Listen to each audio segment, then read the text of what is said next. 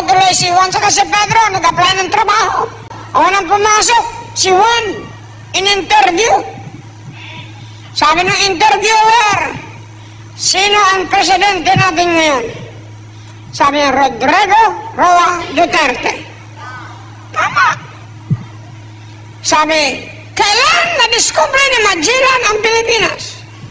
March 15, 1521. Kailan?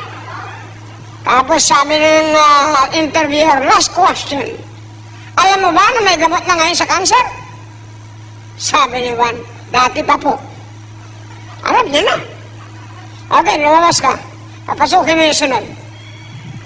Pasok si Pedro, sabi na sa loob, ano sinabi mo sa loob? Basta't ang sagot mo, Rodrigo Duterte, March 15, 1521, saka dati pa po. Basta't ano yung sagot mo? Baik, pagpasok sabi ng interview kay Pedro, anong pangalan mo? Rodrigo Duterte. Kailan ka pinanganak? March 15, 1521. Sabi nung nag-interview, parang si Raulo ka, dati pa po.